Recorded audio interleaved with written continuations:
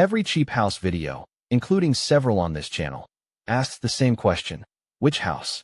Which listing? Which prefecture? Which Akiya bank link? It is the wrong unit of analysis.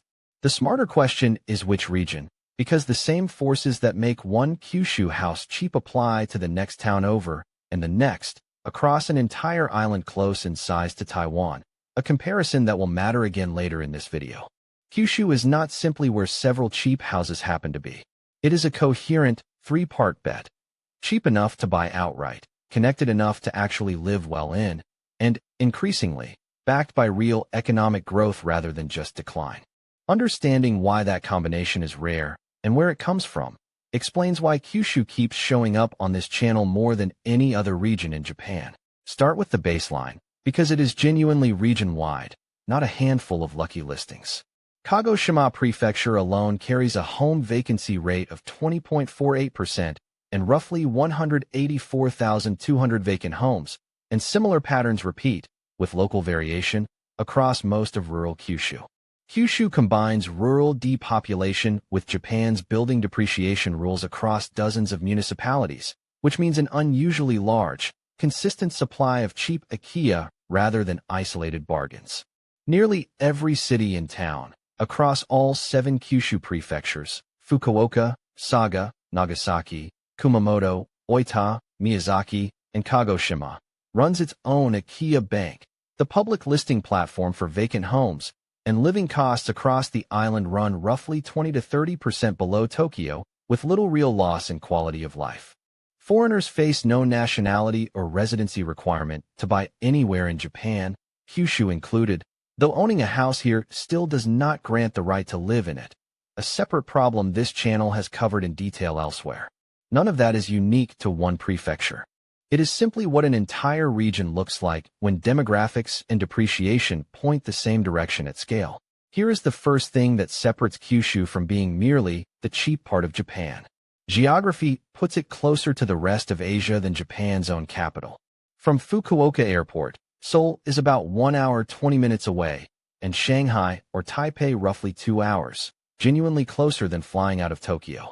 For a foreign resident, a regional business, or simply someone who wants Asia within reach rather than Japan's far edge of it, that is a structural advantage no amount of Tokyo infrastructure spending can replicate. The financial incentives layer on top of that geography. National relocation grants worth up to roughly 1 million yen are available across most Kyushu prefectures, with additional local top-ups, depending on the municipality, rewarding exactly the kind of move this channel is built around. This is the detail almost every Japan's empty houses video leaves out entirely, and it is the reason cheap and declining are not the same word in Kyushu.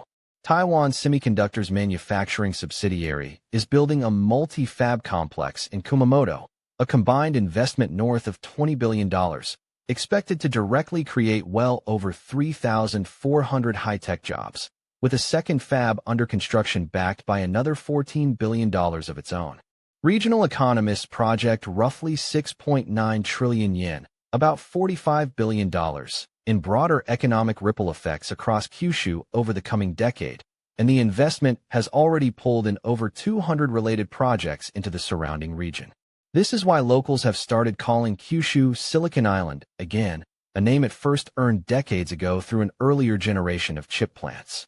The effects are already visible in the numbers. Fukuoka's foreign resident population grew roughly 1.6 times over from 2016 to 2025, and Fukuoka has ranked second nationally, 2 years running, among prefectures where foreign residents say they want to keep living.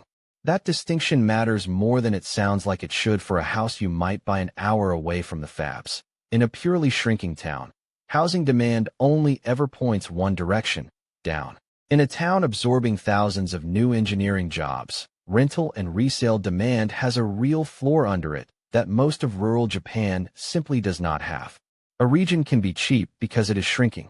Kyushu is cheap while parts of it are simultaneously growing, and that combination is much harder to find.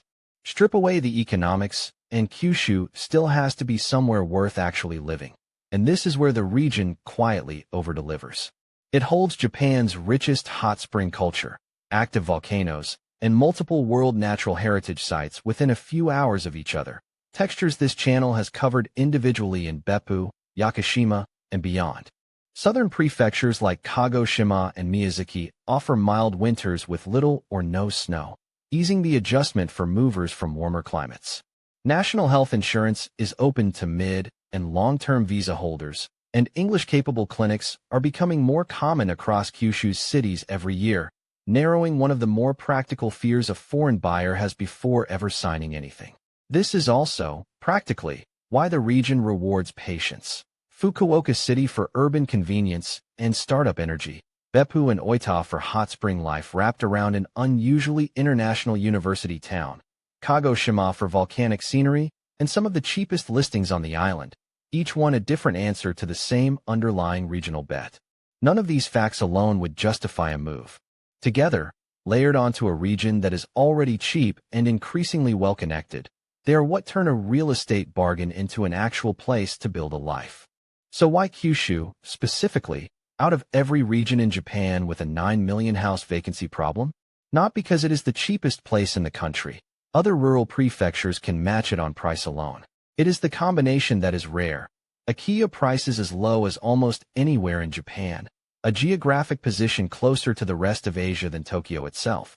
A genuine wave of semiconductor-driven investment and job creation running underneath the vacancy statistics, and a lifestyle, hot springs, mild winters, growing foreign communities, that holds up once the discount wears off.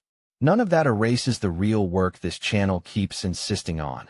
The inspection, the honest renovation budget, the residency question solved on its own terms, separate from the house.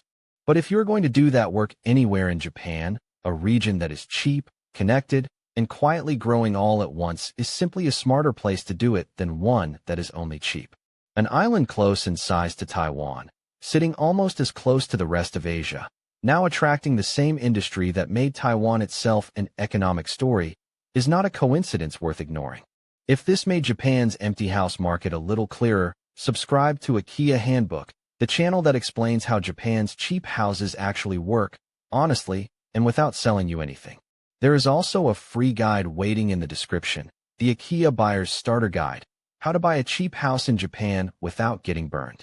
11 chapters on the truth about so-called free houses, the hidden costs, and who should not buy. No hype, and completely free. The link is below. Thanks for watching.